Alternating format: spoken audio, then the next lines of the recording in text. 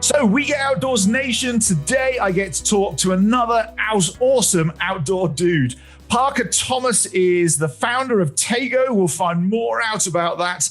And Tashtego is arguably one of the most unique brands that I've got to go and talk about because, well, we're going to hear more about it. But in terms of climate change and impact on the world, they are undoubtedly having less than the rest. So Parker, welcome to the podcast. Thank you. It's a pleasure to be here. That's super cool. So, and also thank you for being up at 9 p.m. or gone 9 p.m. to spend some time with me. Let's see if I make it all the way through. Yeah, you'll do it. I've got some coffee here for you that I'm drinking on your behalf. So Parker, what should the world know about you and Tashtego for those who haven't heard about you? So I think the big things to know about Tashtego is it's called the Tashtego Adventure Kit. We are launching our third Kickstarter this summer on July 27th. So we're about 8 weeks out from it right now. The Tashtego Adventure Kit is it is a bag that is configurable with 7 different sections. It's a tool roll that rolls up so that you can carry toiletries, you can carry bike tools, you can carry everyday technology carry, all the things that sit in the bottom of your bag because they don't have a place. We've made a place. And from what you just showed me before we came on air, an organized place as well. Yeah. You know how I was a pilot for a while and everything in a cockpit's got to have a place. So place for everything and everything in its place. Whenever I've guided canoe expeditions and I've guided them extensively around the world, you always end up with this ginormous 100-liter bag in your canoe, in a Canadian canoe. That is like a black hole that things get lost in. And organizing that thing is the hardest thing on planet Earth. Yeah, we started with toiletry kits, and that was exactly what I said about a DOP kit, is that it's a black hole for toiletries. Everything goes in there. You never can find it. You never know what you're leaving behind, and you're lucky to have half of what you started with at the end of a trip. So true. So true. Or your toothpaste is squished across the bottom of your big bag, and it's just gone everywhere. No more makeout sessions between hairbrush and toothbrush. No, we'll stop that bad boy. That's not so good. So what was it that brought you to starting Tashtego and getting into this wonderful outdoor world that we all both work in? Well, the journey really started about 15 years ago. And I built an airplane from a kit and hopped in it and flew it all around the country. It's a gorgeous country. And most of the places that I went, there were no mechanics. I went to little islands in the Caribbean where it's only a crushed coral runway. I went to airports that are, sawed out of the trees in New Hampshire, across the Grand Canyon. And I had to take all these tools with me. And the airplanes are really sensitive to size and weight. And so I made tool rolls for everything that I carried. And it makes it really, easy to see whether you're leaving a wrench behind somewhere if there's an empty pocket. So I fell in love with tool rolls and thought that they were just a simple, elegant way to carry things. And then fast forward 10 or 12 years, and I had one of those DOP kit explosions, where something explodes at altitude and your DOP kit gets all over everything. And I just said, there's got to be a better way to do this. I mean, is this really, after eons of traipsing around the world, the best that we can come up with? So I made a tool roll for my toiletries, and it was just for me. It was just rough. It was made out of denim and whatever I had. And a friend stole it. And I thought, well, maybe I'm onto something. So I put a Kickstarter campaign together, and the first campaign raised about $60,000. And I pulled a bunch of the backers into a room online and got all their feedback, and then made a second version, and that one raised about $150,000. And then I did it again. And this product, this sectional approach, is basically in response to all the feedback that I got from the first one, which was, what I carry is not what you carry. So how do you make a bag that adapts to each of us? That sounds like the world's most complicated engineering project. Like mass made but bespoke functionality. I think that it is, actually. I mean, the challenge is, I mean, if you want to go deep into it, the promise of this maker movement, if you will, has always been that we will democratize access to these amazing tools, 3D printers, laser cutters, CNC machines, and so forth. And by and large, we have. Like, you can get a 3D printer, but they have not yet changed the manufacturing process. And every manufacturer in the world is geared up for runs of 10,000. So the software to be able to design your own bag is actually out there and relatively easy. The problem is being able to manufacture something that you design in quantity. And my dream is that at some point we can have a website where you can come in and say, this is the backpack, the general shape. I'm going to lay out all the pockets. And then at night, that thing gets sent to a laser cutter. It cuts out the fabric, and then it goes to a sewer. And then a week later, you get your backpack that you designed exactly the way that you want it. That's my dream. Feels like with this, we are a step away from mass manufacturing and towards the runs of one, but it's one tiny step. Yeah. Yes. Wow. That would be really cool, because then you could have your own. I'm just thinking about that. Because ultimately, making anything, it becomes ridiculously expensive, because you can't, either you have to go, and I've been playing this game. We've been playing with We Get Outdoors about having our own line of tents and hot tents and tarps. And I'm at the position where, I've bought I suppose you'd call it a semi-industrial or heavy-duty sewing machine. And my living room floor on occasions looks like a mess of cutout patterns and chalk and lines and tables. And I hate sewing. There's no way we're going to be able to do it without serious automation. I mean, that's, at night, all the bags that were ordered that day get cut out by a laser cutter or a CNC machine, and then those get slotted together, and they're, the bag number is imprinted on every single piece of fabric, and then all that goes into a bag, and that can go someplace else. It doesn't have to be done in that place. It could go someplace else where there's a small team of sewers.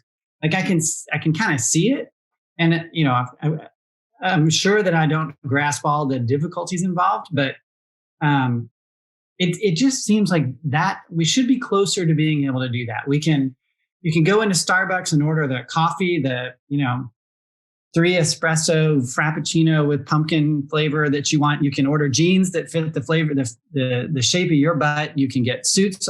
It's just like, we can't order a bag that we want that you design yourself. That just seems kind of crazy. I think we must be closer to that than maybe you're letting on, though, because it doesn't. The hardest bit, I reckon, and I've had a go at. I've been sponsored as a kayaker as well, so I've played in that sort of R&D space of making dry suits and whatever else. The hardest thing really is that it's all linked to the quality of input. So if somebody's design is 1 degree out, the output at the end could be 80 degrees out. I mean, that's the most complicated part. Well, I think you would, in the front end, you would have to have a way of constraining some of the choices. And you can think of it as a spectrum. So, 100% design yourself on the right side, and on the left side, you can buy what I make you, and that's it. And we may not be able to get over to where you can design it completely from scratch, but we've got to be able to get closer. I mean, right now there are sites where you can go and you can, pick your color, and you can say, I want a pocket or no pocket, but you can't change the size. You can't change the pattern. You can't, put a pocket over here. That's just not possible right now. And that's what I dream of. So hopefully this bag will be a little bit closer to doing that than where we are right now. That would be, I mean, for every industry, but the outdoor industry, that would be a game changer, especially for women's apparel in the outdoors. Because I've got quite a few female clients who own outdoor businesses, and I coach them to grow their business. I mean, and the number one stumbling thing they fall across going into the outdoors is that they often feel like women's outdoor clothing is like guys' clothing that's just been adapted a bit. And taking the pockets off.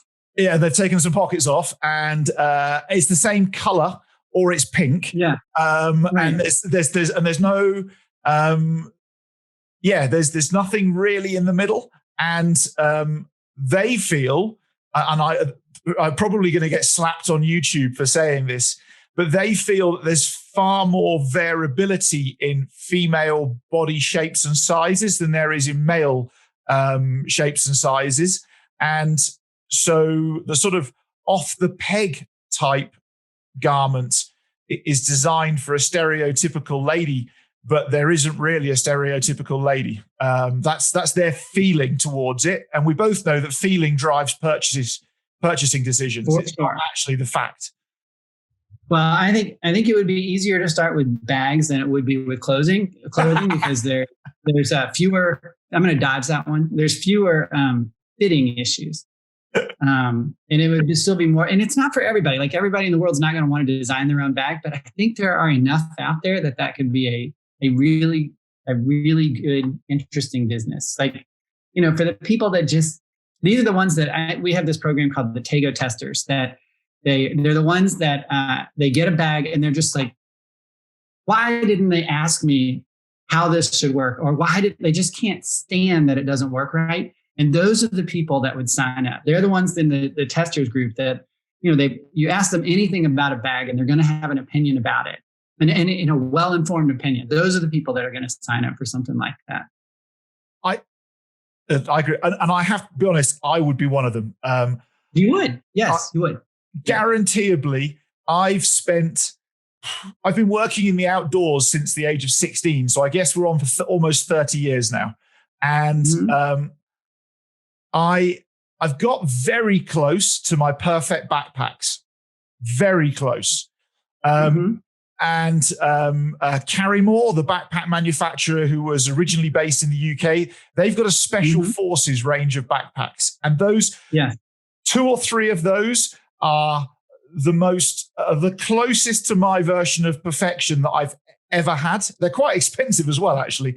But they're still not right. I mean, they're there. A few tweaks, I could make them right. Right. And you care and you would pay enough to do that. There was a guy on Carryology a few weeks ago that said, he has searched the world over for the perfect pair of boots and hasn't found them. And so he finally found somebody who would make a limited production run of boots. And then he went through all the design decisions involved with those boots. That's the people that I hope will sign up for this production runs of one. Oh, I can see a whole new version of Tashtego coming out in the next 3 to 5 years. Yeah, I hope so. Maybe. Yeah, I hope so. So one of your other passions, maybe belief sets even, is in and around climate change. How have you linked that together with Tashtego? Well, I would say that a couple of things. One is I don't think we're nearly as freaked out about climate change as we should be.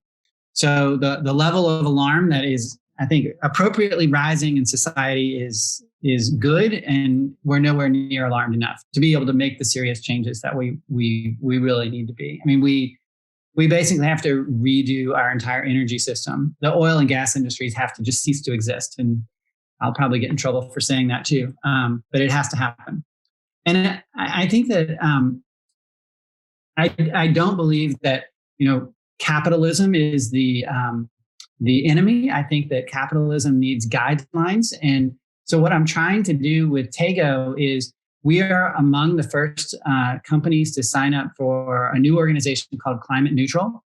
And Climate Neutral is a certification like the Forest Stewardship Council, FSC, for lumber. There are others out there. But basically it means that we offset all the emissions that are involved in making the bags. That's manufacturing, distribution, and then just the emissions involved in the life of the companies, scope 1, 2, and 3 emissions. So that's the first way that we're doing it, is being climate neutral certified. And then the second way is that we're going out of our way to use recycled materials wherever we can in the bag. And we're using a fabric that's called rPET. It's recycled PET, which is the plastic that's in soda bottles. And every bag that we make is going to have 2.7. It's the equivalent of 2.7 recycled soda bottles in it. So the outer lining and the inner lining is all going to be our pet.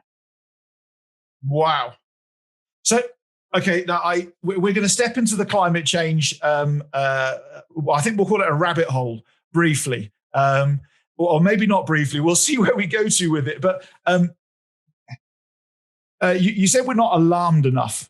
So I suppose the question I want to, or what I want to say is, come on then, Parker, alarm us. Like, what's this end game if we carry on as we are? Are we into some like Beyond Orwellian Mad Max type scenario, or how alarmed should people be? I think that there's scientists out there that can do a better job of alarming us. I would just say that everything that we do as a civilization, as a society, is based on stable weather. Where we live, where we grow crops, where we recreate, everything's based on stable weather. And we're starting to get a sense that it's not. So, we just have this fundamental assumption that when we go out of doors tomorrow, it's going to be just the same as it was yesterday. And it's not. I mean, here in California, we're now losing a month and a half every year for the last 2 or 3 years to smoke. Like, we can't go out and play. We can't send our kids out. We have to shut down schools. And, I think it shakes people to the core when you realize that tomorrow's not going to be like yesterday. Mm. We're not to the point yet where, a lot of the climate denialists and the energy companies are quick to say you have to reduce your carbon footprint. And I think we saw during the pandemic that individual choices really don't make that much difference at all. Worldwide, we went down by 7%. So that's individual choices. What we have to make is enormous structural change. The only organizations that can make enormous structural change are government, first and foremost, and then business. Mm. And so by becoming climate neutral certified, I'm hoping to set an example, not by myself. There's 300 other brands out there, that business can be a force for good. Yeah, I really like that. There's a massive assumption kicking around there that if you, not from what you just said, but generally in the world that I pick up, is that tackling climate change can actually mean corporations just go broke. And I don't think that's necessarily the truth. I think there's going to have to be some major changes in energy, but no, the idea that capitalism is going to end is just ridiculous. I mean, that's not going to happen. It has to have guardrails. Like, if we had a carbon tax right now and people were incentivized to not release carbon, everybody would do it. So it's just a matter of creating the right frameworks for people to think about it. And we have solved similar problems before with the ozone layer and creating cap and trade agreements. The frameworks are there. What is lacking right now is the understanding that it is a systemic structural problem, not open to personal choice. And we're getting there. Like, for the first time here in the US, we've got a president that is taking an all of government approach to climate change. And it's great. It's not enough yet. But for the first time, you can see that the extent of the reorganization that would have to happen to really tackle it on the scale that's needed. It's interesting living here in South Africa as I do. My wife's mum talks about when she was in her early 20s coming home from work every day, and she got the bus home from work every day, and how she could pretty much set her watch by when she stepped off the bus. She got about 400 meters away from the bus and the heavens opened. It rained for about 45 minutes. And you could, 6 days out of 7, she's not a dramatic person that's like every day, but like 6 days out of 7, you could set your watch by it. And I've now lived here for 10 years or 9 years, maybe something like that. And no longer do you have that consistent 5 p.m., 45 minutes of torrential rain. It's changed. Yeah. There are changes here too. I mean, the ones that I notice is I went back to where I grew up in Tennessee, and there aren't nearly as many lightning bugs. You can drive at dusk and your car is not coated with insects the way that it was. And then, in California now we've got a fire season that starts a month earlier, and it affects everybody in the Bay Area too. It's not like yesterday.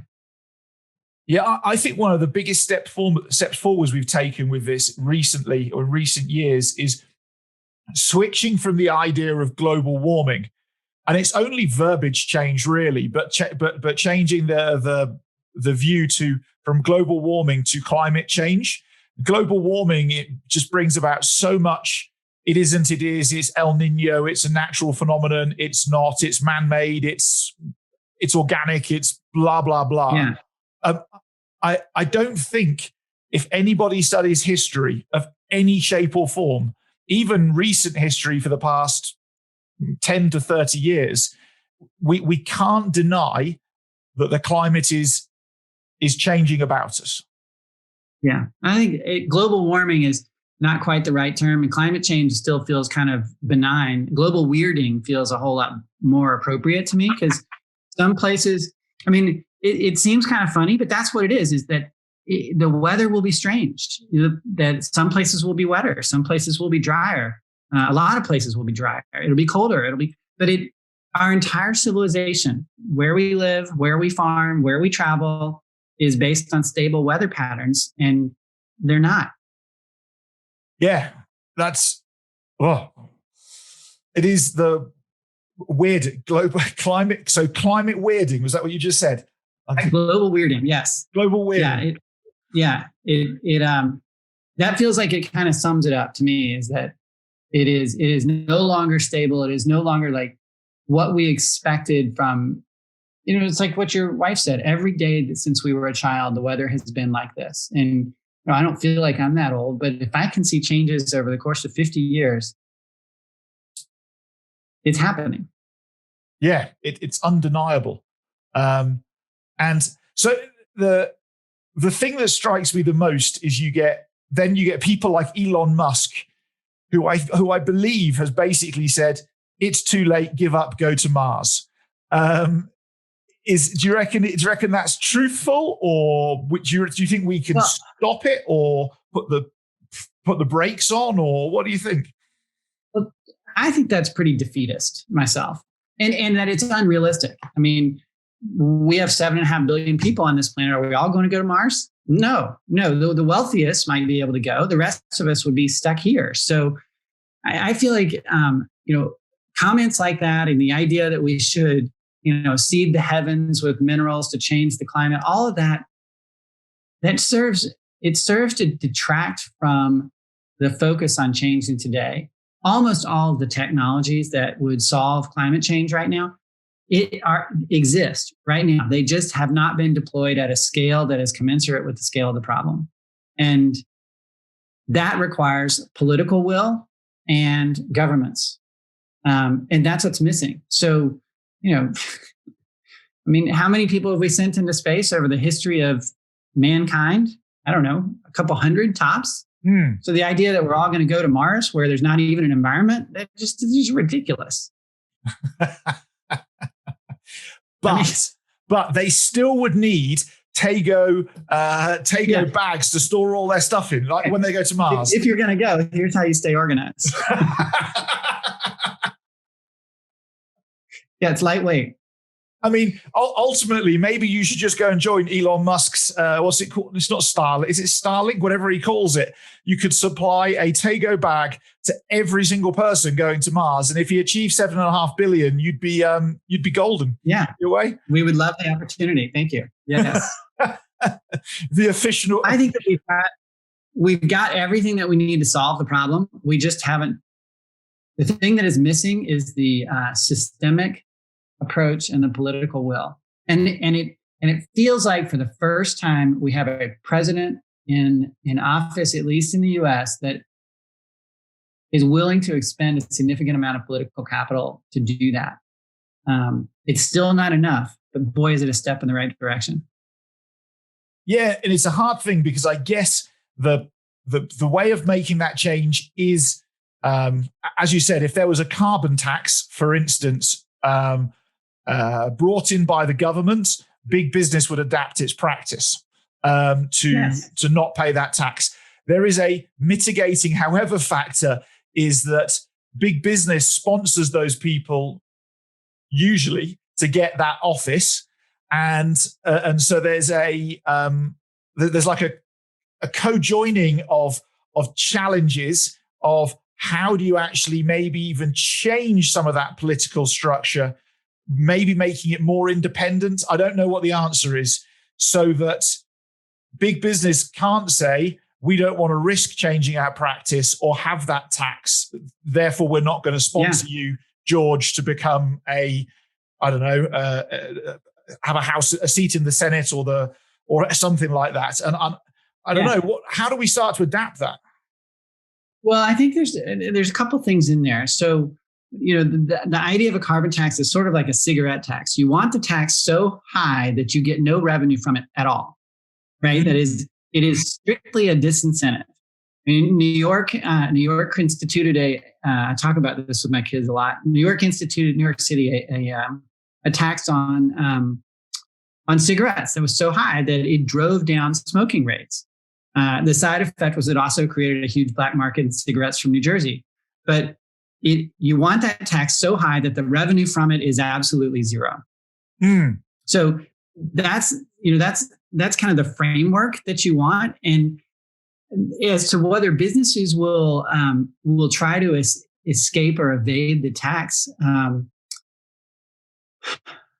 I think what's starting to happen is that businesses are recognizing that not doing that escaping or evading the tax is actually not what they want for their customers. Like they want the recognition of being out in front on this issue. I think that's what climate neutral is creating, is a way of advertising that my brand cares about this. This is, for all intents and purposes, a offset is a voluntary climate tax. It's a voluntary carbon tax, and we're paying it. And I think the 300 brands that are climate neutral certified are already seeing that it yields a whole lot more in terms of what customers think of you and your company than the cost of the offsets. There is a danger, sort of business-wise, with it as well, though, that climate change is often perceived as something that leftist hippies care about. Forgive me if I've screwed that up. That's no. I think that you're right. And the first time that I started bringing it up in our blog posts and our Kickstarter updates, they said, leave the politics out of this. Mm. And I guess I have a couple of things, to all the haters out there. It is unfortunate that it's something that a global challenge is perceived as to be political, right? That I'd say that we in this country have probably done the worst job of politicizing it. But in another sense, like the best explanation of a brand that I've heard is that a brand is a promise fulfilled, and you can choose to be a part of the brand or not. And I want the brand Tashtego to have as like its DNA. We care about the environment, and if that's not part of the brand that you want to have, then by all means don't, and tell all your friends. And I know that that's going to cost me some business, but that's what this brand is about, and you can choose to be a part of it or not. We're going to talk about what you perceive to be politics. It's going to be part of the DNA of the brand. My bet is that it'll make a positive difference and not a negative one, that more people will want to be part of it because of what we care about. And I think you've seen that already with Patagonia, Columbia, some of the REI, some of the brands that are well known for their environmental viewpoints.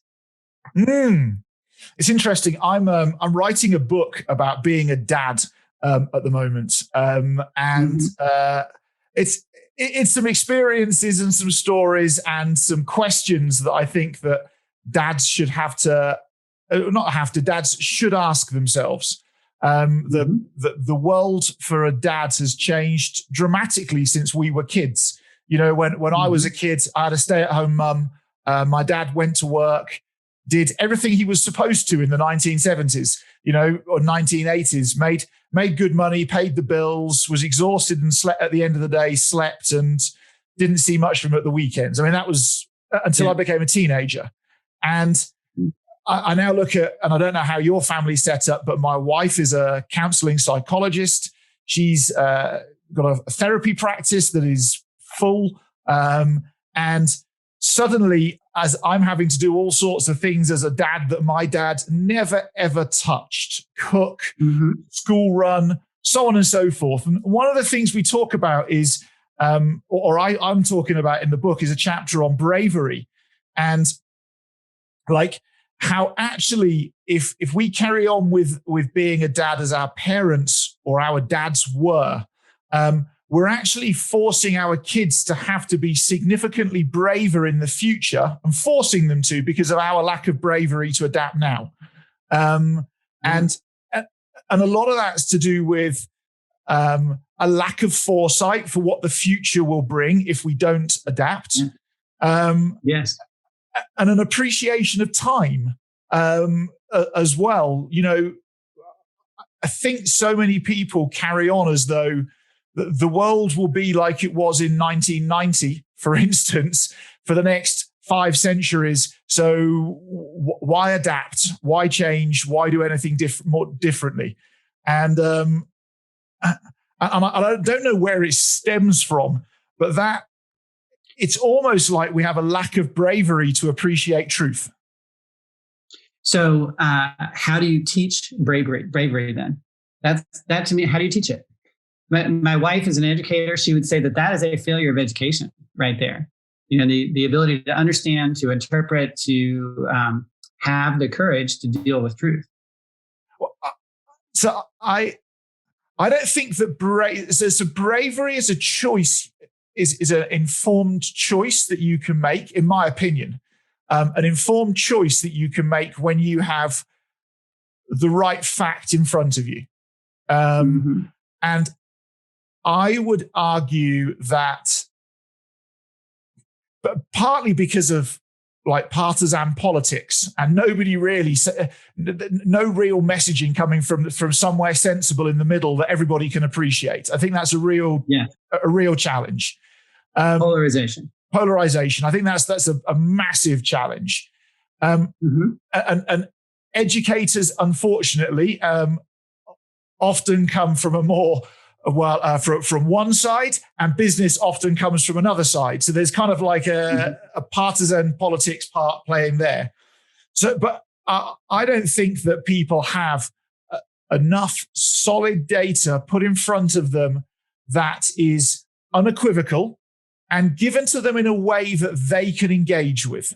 And so unfortunately, we all have a habit in the world of talking through our own lens. And, almost like we're not, the people who put the data out need to have a well-balanced marketing team who can go and package it and say, here's Jeff, who's a mechanic in a garage, who, I don't know, drinks Bud Light and goes hunting at the weekend. How do we go and package this information for Jeff so that he's like, holy crap, there's a real problem on it. But now I'm informed about it. I can make a choice to ignore it or be brave and change. Yes. And I wonder if that's the missing part. I think there is certainly part of it. I have a 15-year-old and a 12-year-old, 15-year-old daughter, 12-year-old son. And I didn't have very many, parenting rules or guidelines or anything. But one of the things that I really wanted to nail was courage. I think that's just bravery. And my thinking was that if I can teach them or give them the opportunity to develop physical courage, then the rest of courage, mental courage, the ability to look at ideas, the ability to be scared and still work through it would come naturally. So from the very beginning, we had them on ropes courses. We had them on whitewater rivers. My kid went down the Grand Canyon on the front of a raft at age 6 and at age 8. I've got a wonderful video of the the boy at 5 leaping off of a ropes course onto a pulley and, sliding all the way down. And I think when you've got physical courage and you're put in places where there is perceived risk, but not real risk, that's how you do it. And so how do we take that? And, when we spoke before, you were talking about how you get people out into the outdoors. And I think that's a lot of it, is that there is perceived risk in being at the outdoors, but there's not necessarily real risk. I mean, yes, there are lots of things that can go wrong, but the chances of it going wrong are pretty slim. And if you can do that, then you teach them the bravery that they can use other places in their lives. Do you think that parents have got, I don't know what the word is, I don't know, overly concerned about the safety and well-being of their children? Completely. It is, at least here in the US, I think it is just ridiculous. Yes. For better or for worse, my children roam all over the island that we live on. I just think that, yes, I read a story about, there was one child napping in like 1978 in the United States, and it got such publicity that it basically changed parenting habits across the country. And we are so concerned with the ridiculous things. Like, this was one statistic I saw, in order for my kid to be kidnapped by a stranger on a street corner, he would have to stand there for 750,000 years. So there are things to be worried about, like, maybe getting run over by a car while he's riding his bike. I think that's actually one of them. But we're just not worried about the right stuff. And we're not worried about the opposite, which is we shelter our kids too much, so they have no bravery. And then they grow up to be, I don't know, wussies? It's interesting. So there's a new Napoleon Hill book just been released, relatively recently been released. That's quite controversial, and I've been listening to it on Audible. It's Outwitting the Devil. It's called The Secret to Freedom and Success, and it's kind of him interviewing the devil, although not really. And it's quite. I think it's quite provocative, and his family have sat on this book for, I think, 80 years or 90 years, not wanting to publish it because of the risk, I suppose, of publishing a book about the devil. But one of the things that he talks about then, I think it's 1938 when he wrote the book, is the devil says one of his tools to bringing to like manipulating people is creating drifters, people who are just blah. They don't have they have opinions, but they don't act on the opinion. So they want to they want to protest about climate change, but they don't want to go and sit in their representative's office for 3 days waiting to sit face to face with them. Or adapt their own individual actions to offset some of their carbon footprint. And I just think that it's playing out to a bunch of, as you said, almost drifters. They don't know whether they're being brave or not being brave. They're just being blah. Yeah, I agree completely. Who was it that said, "Be the change you want to see"? It is up to all of us to do it. So how did you overcome that as a parent? You must have, and I certainly have, you must have put your kids to do things where you're like, I'm like 80-20, 90-10 confident that this is going to be all good. There's still the 10. How did you manage yourself in and around that 10 or 20%? Well, I tell my kids a lot. Especially when I'm trying to make them do something that they don't want to do. I tell them that my job is not to make you a happy child. My job is to make you a happy adult. And I don't think that those things are the same things. So they were excited to go down the Grand Canyon, but I think that they were excited because they were able to evaluate the real risk and the perceived risk, even at 6 and 8, and they knew that I was going to do it too. On a ropes course, they're able to evaluate it and see, yeah, this is actually going to be fun. But they did it when they were really young at first. So I have tried to get them out where they can do stuff. It's fishing, it's water skiing, it's snow skiing, it's hiking, it's things. We actually sat down a couple of years ago and made a list of the things that you need to know how to do to have an adventurous life. And some of them were really funny. You have to be able to kiss a girl. You have to be able to write a poem. You have to be able to act in a play. You have to be able to shoot a gun, shoot a bow and arrow. You have to be able to fly a plane. And some of our process has just been trying to go down that list. And we put it on Facebook a couple of times and marked off the things that we've managed to get done. So, it's not a master list. It was more kind of in fun, but it has created a roadmap for some of the things that we wanted to do. Yeah, that's cool. And I think that if you go wander onto my Facebook or Instagram, you'll sometimes see. I don't post it very often, but you'll sometimes see pictures of my 4-year-old daughter. She's soon to be 5 in about a week's time. And she's got her own 2 chef's knives, and they're miniature chef's knives, but they are razor sharp.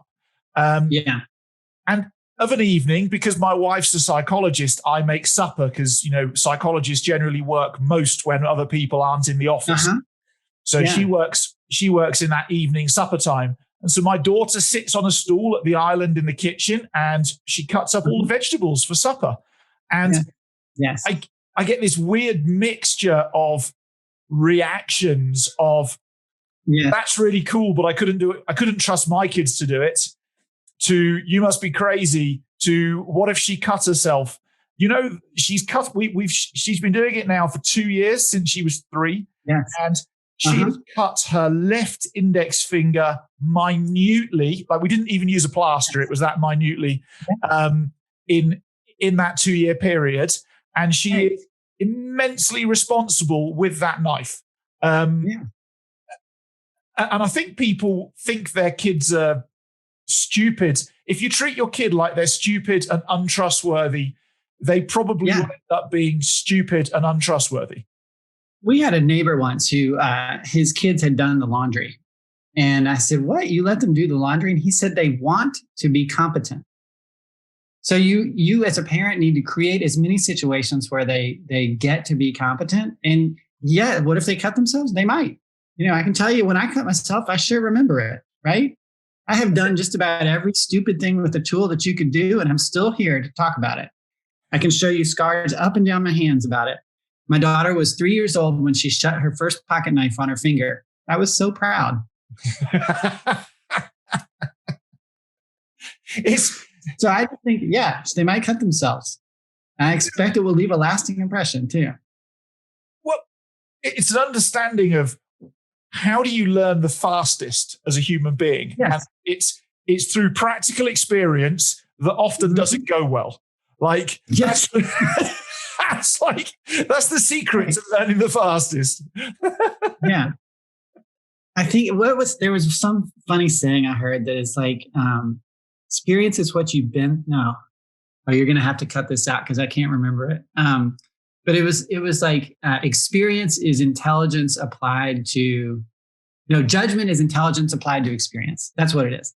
Yep. And that, you can't have the judgment until you've had that bad experience. That's it. And you can't read that experience from a book easily, and you can't always watch somebody else screw it up and then say, I'll never do that. I tried it. We have a sailboat, or at least a portion of a sailboat here. And what I keep trying to tell my kids about sailing and driving and so forth is that if you're responding to the things that are happening right now, you're too late. You have to be responding to what's going to happen. So you're coming in to dock the thing. You got to be watching the wind. You got to be watching the other boats. You got to be aware of the current. You just got to have this patrol mentality in your mind where you're always watching what's going to happen and what's going on. And And that's how you are aware of what's going to happen. It's a judgment thing. My wife and I had a discussion a little while ago, and she's a super clever, super qualified person. Unlike myself, who's maybe I'm clever. She always says I'm far cleverer than her, and it's flattering. And I kind of the bit of me that was never really been an academic disagrees. But then what she was talking about in the discussion was the ability the outdoors has given me to almost look into a crystal ball about what the future will bring, based on, well, the past has given us this, this, and this.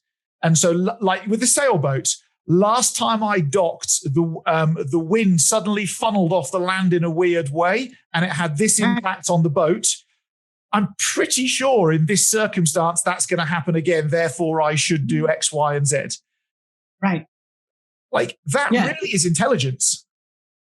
I think of it as more judgment. It's just an experience. And I think this kind of goes back to the parenting thing. And the knife is that we have so removed from our kids' lives the idea of consequences, and that there occasionally the consequence of riding a bike is you fall off and you get all bloodied up. Occasionally the consequence of using a knife is blood. And occasionally the consequence of driving a sailboat is you got to do some fiberglass work when you're done. So you've got to you just got to have those consequences in place so that they can see what's gonna happen. I am far from the world's best parent, but I have certainly tried to veer towards letting them experience their own consequences. It's interesting that I think people sometimes struggle to glue the pieces together in their own mind. A few years ago I think it was in Hood River in Washington State, or somewhere on the Columbia River Gorge, there was a group of kids in the summertime playing with firecrackers, the little fireworks, and in the countryside, and one didn't go bang, so they just picked it up and threw it into a bunch of leaves and destroyed some of the most pristine forest in the Columbia River Gorge. And I think they destroyed tens of thousands of hectares of forest at the same time, and probably screwed up their future, because arson is one of those crimes that's really hard to go and get over as an adult. Try getting any form of insurance if you've got an arson crime against you. I mean, that's and one of the worst fires in Southern California was started by a gender reveal party, whatever that is. Really? Mm-hmm. But it's and then I'm there often teaching fire lighting to primary school kids, and the quantity of educators and school principals in primary schools who say, oh, no, you can't do that with my primary school kids. You can't do that on our premises. And I'm like, well, if they can't learn to take their finger through a flame quickly of a candle, aged 4, 5, 6, 7, or 8, then they're going to get freaked out by the emotions of fire when they're 16, 17 and have got far more freedom to do as they please. And then they will just go and ditch the burning thing into a pile of leaves and walk off and cause. And so I don't know how we use square the circle necessarily, but maybe it is parents deciding that's enough's enough and coming back to that individual responsibility as parents, as opposed to waiting for the system to change. Yeah, I would agree. Yeah. It is too bad that there's not a school for parenting, right? Robert Fulghum wrote a book called Everything I Ever Needed to Know I Learned in Kindergarten. And he said that you'll never know what kind of parent you were until you watch your kids have kids. It does seem like we should have a school out there for parenting, doesn't it? So we're the most critical job in the world, and all we get is experience.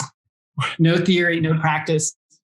I remember the lead up to our first child, and it was, so we went and did the sort of prenatal or pre-birth classes, which is pretty much all for the mum And as a dad, you'll get told, don't do this, don't do this, don't do that, buy her flowers. And that was pretty much what I took away from that experience. Yeah. And then my wife had a really horrific childbirth. The deal was with child number 2, we just have one option at the hospital, not every single one of the options at the hospital. So the first 36 hours of my daughter's birth, my wife wasn't well enough to do anything.